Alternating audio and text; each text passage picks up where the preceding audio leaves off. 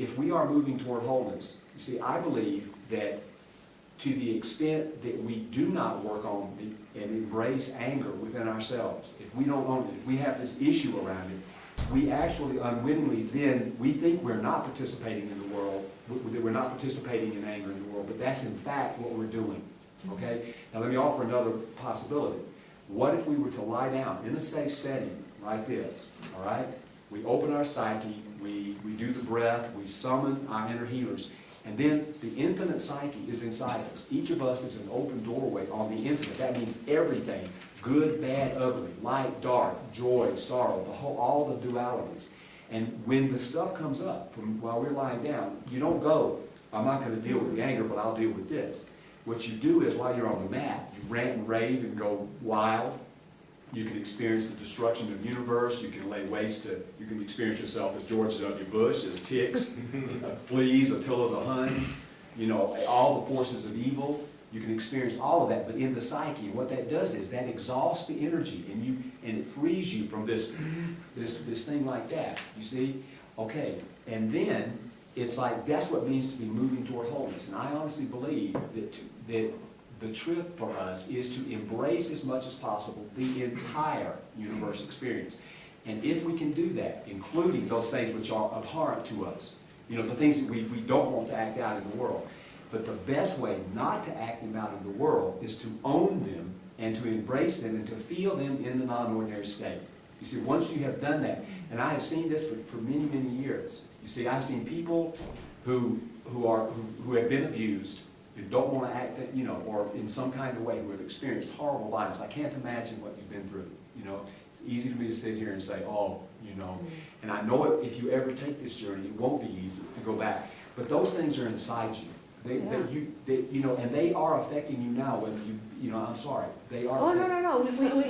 Yeah. That's what we were talking about this morning. Yeah. He said they are affecting you. He says, why are you jumpy like that? He said, here, no, it's jump like that. This is there. Perfect. Okay. So what I'm saying is, okay, I just want to say that, and this is totally in your own time, and you know, it's your choice, and I honor your inner healer to do whatever you want to do, when you want to do it for the rest of your 10,000 lifetimes.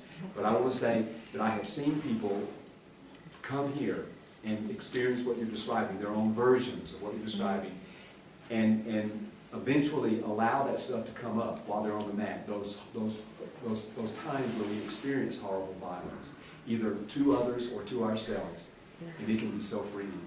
And that's how we don't participate in acting it out in the world. But see, to the extent that we don't do that in our world, that's what's causing the problems in the world. I mean, everybody is, you know, it's the whole internal struggle for transformation is being acted out now throughout the planet in a very, very violent way. I mean, all these people, you know. So, but anyway, thank you for bringing that up. And the thing is, because you were lucky to see the film that I showed. Well, I said you were lucky.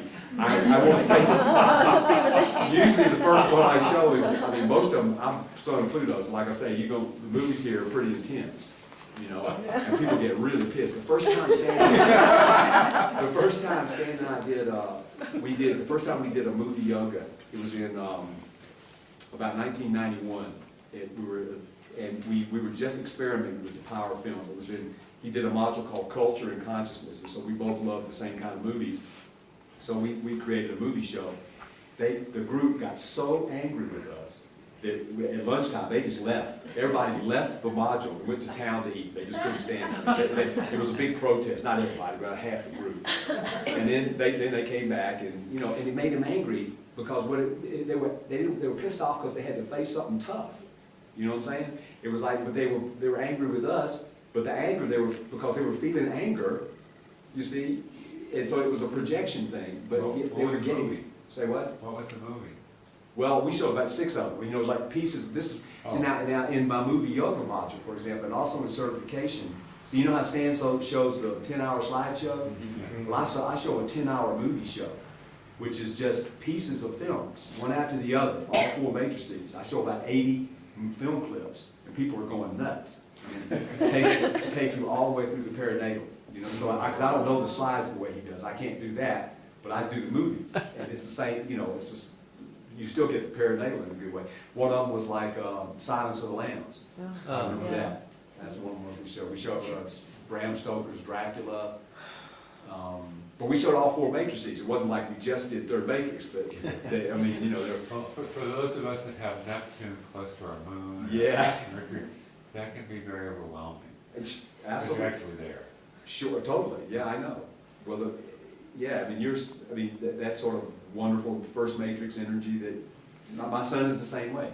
Brent is Neptune, moon, you know, just sweet, but he also has sun, Mars. So he's got this, you know, like, one says he's just praying for world peace, and the other one, he wants to go out and join the army.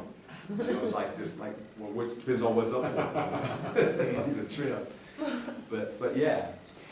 Okay, so let's see, 10:20, I knew it was gonna happen.